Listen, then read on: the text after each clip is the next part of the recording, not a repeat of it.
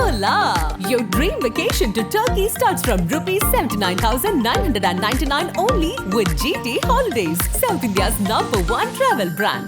So code update அப்படிங்கிறது இப்போ ஃபுல்லாக ட்விட்டர் ஃபுல்லாக ட்ரெண்டிங்கில் இருக்குது. கோட் வந்து ரிலீஸ் ஆக போகுது அண்ட் புக்கிங்லாம் ஓப்பன் ஆக போகுது அப்படின்ற மாதிரிலாம் சொல்லிட்டு இருக்காங்க. ப்ரீ புக்கிங்லாம் ஆக்சுவலாக என்னென்னா இப்போ வெங்கட் பிரபு சொல்லியிருக்கிறாரு படம் வந்து ரொம்ப விறுவிறுப்பாக சுவாரஸ்யமாக இருக்கும் அப்படின்னு எல்லா டைரக்டர்களும் சொல்கிறது தான். அதனால் ஒரு விறுவிறுப்பான படத்தை கொடுத்துருக்கோங்கிறது தான் அவங்க தரப்பில் சொல்கிறது. ஆனால் அந்த படத்தினுடைய டியூரேஷனுங்கிறது கிட்டத்தட்ட 3 மணி நேரமாக இருக்குது. 3 மணி நேரத்தையும் தாண்டி ஏதோ போகிறதா சொல்கிறாங்க. அது ஒன்று தான் நம்ம கொஞ்சம் பயமாக இருக்குது. தியேட்டரில் போனால் நம்மளை போட்டு பிளேட் போட்டுருவாங்களோ அப்படிங்கிற மாதிரி. காமெடி சென்டிமெண்ட்டு அப்படி போகும்போது ஆனால் இந்த படத்தில் வந்து ஒரு 20% தான் டாக்ஸி போர்ஷனே, பாக்கி ஒரு 80% ஃபைட்டு தான் அப்படின்ற மாதிரி சொல்கிறாங்க. த்ரிஷா ஒரு சாங்குக்கு ஆடுறதையும் தான் அவங்க சர்ப்ரைஸாக வச்சுருக்குறாங்க. இதில் சண்டையினுடைய அளவு ஜாஸ்தியாக இருக்குது. அப்புறம் நீங்கள் சொன்ன மாதிரி கேப்டன் அவர் தான் வந்து இந்த படத்தில் அப்படி திடீர்னு ஒரு என்ட்ரி கொடுத்து வர்ற அந்த காட்சிகள் வந்து தியேட்டரே கிழியும் அப்படிங்கிறாங்க. இல்லை இப்போ தமிழ்நாட்டில் வந்து அதிகாலை ஷோ பெரும்பாலும் கிடையாதுங்கிறத கொஞ்சம் உறுதியாகவே இருக்குது கவர்மெண்ட்டு. இந்த படம் வந்து 7 மணிக்கு ஸ்டார்ட் பண்ணுவதற்கு வாய்ப்பு இல்லை. ஏன்னா அவர் இன்றைக்கி ஒரு கட்சி ஆரம்பித்து தலைவராக மாறிட்டார். எதெல்லாம் அவருக்கு ஃபேவராக இருக்குமோ அதெல்லாம் நிச்சயமாக கவர்மெண்ட் செய்யலை.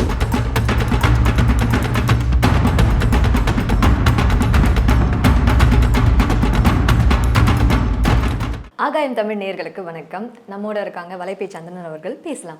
வணக்கம் சார். வணக்கம். எப்படி இருக்கீங்க சார்? சிறப்பாக இருக்கு. ஸோ கோட் அப்டேட் அப்படிங்கிறது இப்போ ஃபுல்லாக ட்விட்டர் ஃபுல்லாக ட்ரெண்டிங்கில் இருக்குது. கோட் வந்து ரிலீஸ் ஆக போகுது அண்ட் புக்கிங்லாம் ஓப்பன் ஆக போகுது அப்படின்ற மாதிரிலாம் சொல்லிட்டு இருக்காங்க. ப்ரீ புக்கிங்லாம் எப்படி இருக்கு? ஆக்சுவலாக என்னென்னா இப்போ வெங்கட் பிரபு சொல்லியிருக்கிறாரு படம் வந்து ரொம்ப விறுவிறுப்பாக சுவாரஸ்யமாக இருக்கும் அப்படின்னு எல்லா டைரக்டர்களும் சொல்கிறது தான். இப்போ அவங்கவுங்க படத்தை பற்றி அவங்கவுங்க ரொம்ப பிரமாதமாக சொல்லிப்பாங்க. ஆனால் இதை விசாரித்து பார்க்கும் பொழுது ஏற்கனவே படத்தை ஏஜிஎஸ் பார்த்துட்டாங்க. அப்புறம் இங்கே உள்ள அந்த எடிட்டிங் வட்டாரங்கள் அங்கே இங்கேன்னு விசாரிக்கும் பொழுது என்ன சொல்கிறாங்கன்னா, எப்படி மாநாட்டில் ஒரு ஃபார்மேட் இருந்துச்சு இல்லையா, ஒரு ஃபார்முலா ஒன்று வச்சுருந்தாங்கல்ல, அது பாட்ட வந்து படம் ஆரம்பித்து கொஞ்ச நேரத்துலேயே வந்து அந்த கிளைமாக்ஸ் ஸ்டார்ட் ஆகிடும். அப்படியே மலன்னு ஓடிட்டே இருக்கும். ஸோ அந்த மாதிரி படம் ஆரம்பித்து ஒரு அரை மணி நேரத்துலேயே வந்து கிளைமாக்ஸை நோக்கி படம் வேகமாக போக ஆரம்பிச்சிடும். கிட்டத்தட்ட மொத்த படமுமே ஒரு ப்ரீ கிளைமாக்ஸாக இருக்கும் அப்படிங்கிற அளவுக்கு சொல்கிறாங்க.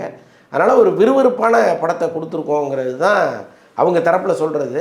ஆனால் அந்த படத்தினுடைய டியூரேஷனுங்கிறது கிட்டத்தட்ட 3 மணி நேரமாக இருக்குது. 3 மணி நேரத்தையும் தாண்டி ஏதோ போகிறதா சொல்கிறாங்க. அது ஒன்று தான் நம்ம கொஞ்சம் பயமாக இருக்குது. தியேட்டரில் போனால் நம்மளை போட்டு பிளேட் போட்டுருவாங்களோ அப்படிங்கிற மாதிரி.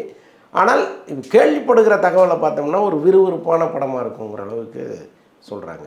இப்போதைக்கு பார்க்கும்போது கிளைமேக்ஸ் அப்படி இருக்கலாம், இப்படி இருக்கலாம், இல்லை இதுதான் ஸ்டோரி அப்படிங்கிற மாதிரிலாம் நிறைய டாக்ஸ் வந்து போய்கிட்டே இருக்குது ட்விட்டரில். என்னென்ன மாதிரியான விஷயங்கள் வந்து உண்மையாக இதெல்லாம் வாய்ப்புகள் இருக்குது அப்படிங்கிறது சார்? இப்போ கேப்டன் இருக்காங்க அப்படிங்கிற மாதிரியான விஷயங்கள்லாம் இருக்குது படத்தில் வந்து அதுதான் பெரிய சர்ப்ரைஸாக அவங்க வச்சுருக்குறாங்க. அதையும் இந்த த்ரிஷா ஒரு சாங்குக்கு ஆடுறதையும் தான் அவங்க சர்ப்ரைஸாக வச்சுருக்குறாங்க.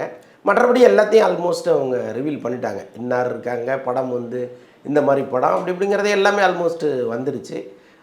இந்த படத்தில் ஃபைட்டு வந்து கொஞ்சம் ஹெவியாக இருக்குது. ஆக்சுவலாக வெங்கட் பிரபு வந்து ஃபைட்டை நம்பி படம் எடுக்கிறவர் இல்லை. அவருடைய படம்னு பார்த்திங்கன்னா எல்லாம் சகலமும் கலந்த ஒரு படமாக இருக்கும். காமெடி சென்டிமெண்ட்டு அப்படி போகும்போது ஆனால் இந்த படத்தில் வந்து ஒரு 20% தான் டாக்ஸி போர்ஷனே, பாக்கி ஒரு 80% ஃபைட்டு தான் அப்படின்ற மாதிரி சொல்கிறாங்க. முழுக்க ஆக்ஷன் காட்சிகள் நிறையா இருக்கிறதுனால விஜய் ரசிகர்கள் இப்போ ஒரு ஃபார்முலா ஒன்று வந்துகிட்டே இருக்குது. இந்த விக்ரமுக்கு பிறகு விக்ரம், கேஜிஎஃப் இந்த மாதிரி படங்கள் வந்த பிறகு வெறும் சண்டை இருந்தால் போதும் அந்த படம் வந்து ஹிட்டுங்கிற அளவுக்கு சூழ்நிலை மாறிப்போச்சு. ஸோ அதை மனசில் வச்சுட்டு வெங்கட் பிரபு பண்ணாரா என்னன்னு தெரில. இதில் சண்டையினுடைய அளவு ஜாஸ்தியாக இருக்குது. அப்புறம் நீங்கள் சொன்ன மாதிரி கேப்டன் அவர் தான் வந்து இந்த படத்தில் அப்படி திடீர்னு ஒரு என்ட்ரி கொடுத்து எவ்வளோ நிமிஷம் வராருன்னு தெரியல. பட் அவர் வர்ற அந்த காட்சிகள் வந்து தியேட்டரே கிழியும் அப்படிங்கிறாங்க. ஏன்னா அப்படி ஒரு சரியான பிளேஸ்மெண்ட்டில் அவர் வச்சுருக்கோம். அதுக்காகவே உருவாக்கப்பட்ட ஒரு பிளேஸ்மெண்ட் இது அப்படின்லாம் சொல்கிறாங்க. அதனால் பார்ப்போம். இப்போ விஜய் அவர்கள் வந்து ரீசெண்டாக பிரேமலதா அவர்கள் எல்லாம் போய் பார்த்தாங்க, மீட் பண்ணாங்க. அண்ட் வந்து அவங்களுக்கு வந்து அந்த ப்ரீவியூ ஷோ முதல்ல ஸ்க்ரீனிங் மாதிரி வந்து கூட்டிகிட்டு போய் காட்டுவாங்க அப்படிங்கிற மாதிரிலாம் சொல்லியிருந்தாங்க. ஆக்சுவலாக அன்னைக்கே வந்து அந்த காட்சியை அவங்களுக்கு காமிச்சதெல்லாம் பல பேர் சொன்னாங்க. ஆனால் இல்லைங்க அதுக்கு வாய்ப்பே கிடையாதுன்னு நான் சொல்லியிருந்தேன். நம்ம சேனல்லையே சொல்லியிருந்ததாக எனக்கு ஞாபகம் இருக்குது. என்னென்னா இப்போ ஏஐயில் மறுபடியும் விஜயகாந்தை உருவாக்கி கொண்டு வர்றத அவங்க குடும்பம் தியேட்டரில் பார்த்தா தான் பரவசப்படும். அப்போ அவங்கள்ட்ட போய் ஒரு ஃபோனில் கொண்டு போய் காமிக்கிறதுக்கு பெரும்பாலும் வாய்ப்பு இல்லை. அதே மாதிரி தான் அவங்கள இன்வைட் பண்ணியிருக்காங்க, தியேட்டரில் வந்து இதை பாருங்கள் அப்படின்ட்டு. முதல்ல எல்லாரும் பார்க்குறதுக்கு முன்னாடி நிச்சயமாக பிரேமலதா விஜயகாந்துக்கு இந்த படத்தை போட்டு காமிப்பாங்க. அவங்களும் ரொம்ப அவளாக காத்துட்ருக்காங்க அதுக்கு. இப்போ ஒரு பக்கம் சினிமா இருந்தாலும் இன்னொரு பக்கம் அரசியல் பிரவேசமாக ஒரு கட்சி கொடியெல்லாம் வந்து லான்ச் பண்ணியிருந்தாங்க. இப்போ இந்த விஷயம் வந்து இன்னொரு சமயத்தில் வந்து சினிமாவில் வந்து அரசியலை வந்து புகுத்தக்கூடாது அப்படிங்கிற விஷயத்துலையும் அவர் ரொம்ப தெளிவாக இருக்கிறது தெரியுது. ஆனால் இப்போ ரிலீஸ் ஆகும்போது என்னென்ன வரான விஷயங்கள் நடக்கிறதுக்கான வாய்ப்பு இருக்குது? செலிப்ரேஷன்ஸில் எதெல்லாம் கம்மி பண்ணுறதுக்கான வாய்ப்புகள் இருக்குது சார்? நிச்சயமாக அவருடைய ரசிகர்கள் எல்லாருமே கட்சி கொடியை கொண்டு வந்து கட்டுவாங்க. ஏன்னா கொடி இப்போ தான் அறிமுகப்படுத்தியிருக்காரு. ரொம்ப ஃப்ரெஷ்ஷாக வந்து அந்த கொடியை எங்கேயாவது கட்டணும்னு பரபரன்னு அரிச்சிட்டு இருக்கோம் அவங்க கையெல்லாம். கரெக்டாக தியேட்டர் வாசலில் கொண்டு வந்து அதை கட்டணும்னு அவர் நினைப்பார். அவருடைய ரசிகர்கள் அப்படி நினைப்பாங்க. பட் விஜய் வந்து அப்படி நினைக்காமல் இந்த படம் வந்து எப்பவும் போல் ஒரு விஜய் படம் குழந்தைகள், பெண்கள், முதியவர்கள் எல்லாருமே வந்து பார்க்குற ஒரு ஏரியாவாக அதை மாற்றணும். இப்போ எப்போ வந்து நீங்கள் ஒரு கொடியை, அரசியல் கொடியை அங்கே கட்டுறீங்களோ அது வேறு பல பிரச்சனைகளை அங்கே ஏற்படுத்தும். பக்கத்தில் வேற ஒரு கொடியை கொண்டு வந்து கட்டுவாங்க. இது ஏன் கொடி மாதிரி இருக்குன்னு அங்கே சண்டைக்கு வருவாங்க. ஏற்கனவே இப்போ சோசியல் மீடியாவில் பெரிய பிரச்சனை ஓடிட்டுருக்கு இந்த கொடியை பற்றி.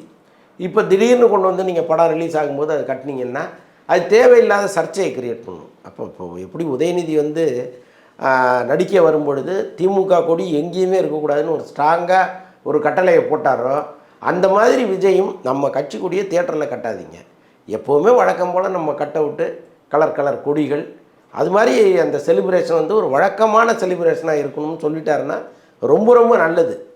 ஒருவேளை அதை அரசியலாக அவர் மாற்றினாருன்னா அங்கே வர்ற மற்ற கட்சிக்காரர்களுக்கே அது எரிச்சலாக இருக்கும். நம்ம இப்போ திமுகவிலையோ அதிமுகவிலையோ அல்லது மற்ற கட்சியிலையோ இவரை பிடிக்காதவர்கள் இருப்பாங்கள்ல.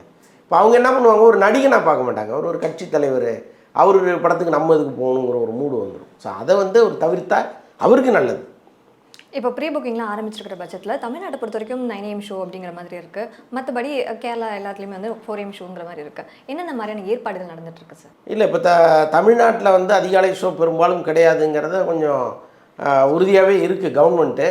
பட் அப்படி இருந்தாலும் இந்த 4 மணி காட்சிக்கு கட்டாயமாக அனுமதி கொடுக்கக்கூடாது. வேணா ஒரு 7 மணிக்கு அதை பண்ணலாங்கிற அளவுக்கு சில சலுகைகள்லாம் கொடுக்குறாங்க. பட் இந்த படம் வந்து 7 மணிக்கு ஸ்டார்ட் பண்ணுவதற்கு வாய்ப்பு இல்லை. ஏன்னா அவர் இன்றைக்கி ஒரு கட்சி ஆரம்பித்து தலைவராக மாறிட்டார். எதெல்லாம் அவருக்கு ஃபேவராக இருக்குமோ அதெல்லாம் நிச்சயமாக கவர்மெண்ட் செய்யாது. அப்படி இருக்கும்போது ஒரு 9 மணி காட்சிங்கிறது ரொம்ப இயல்பாக ஆரம்பிக்கும். பட் வெளி மாநிலங்களில் அப்படி கிடையாது. இப்போ கேரளா, கர்நாடகாவெல்லாம் ஏர்லி மார்னிங் ஷோவே ஸ்டார்ட் பண்ணுறதுக்கு வாய்ப்புகள் இருக்குது. அங்கேயும் அவருக்கு ரசிகர் மன்றங்கள் ரொம்ப பலமாக இருக்குது. ஸோ அதனால் அங்கே போடுறதுக்கு வாய்ப்பு இருக்குது.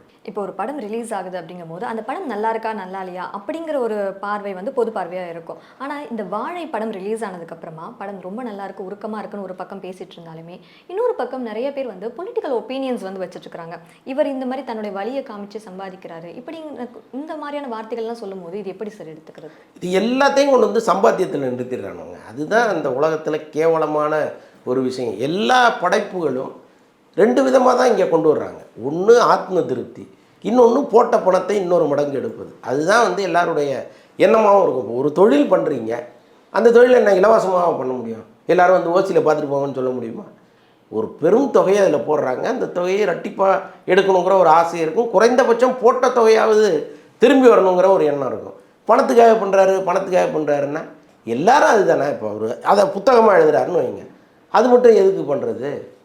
அவர் வந்து அவர் வாழ்க்கையில் பட்ட ஒரு வலியை இந்த சமூகத்தில் பதிவு பண்ணணும்னு நினைக்கிறார். அதுதான் முதல் காரணம்.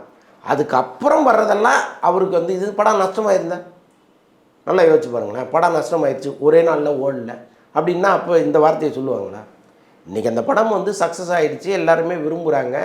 மாரி செல்வராஜா கிட்டத்தட்ட ஒரு 17 கோடி ரூபா இந்த படத்தில் சம்பாரிச்சிருப்பாருங்கிற அளவுக்கு சொல்கிறாங்க. ஏன்னா ஃபஸ்ட் காப்பியில் பண்ணார், அதில் ஒரு பெரும் தொகை வந்துச்சு. அதுக்கப்புறம் ரிலீஸ் ஆகி வர்றதில் அவருக்கு ஒரு பெரும் தொகை வரும். இது எல்லாமே சேர்த்து அத்தனை கோடி அவர் சம்பாரிச்சிருப்பாருன்னு சொல்கிறாங்க, அது வேறு.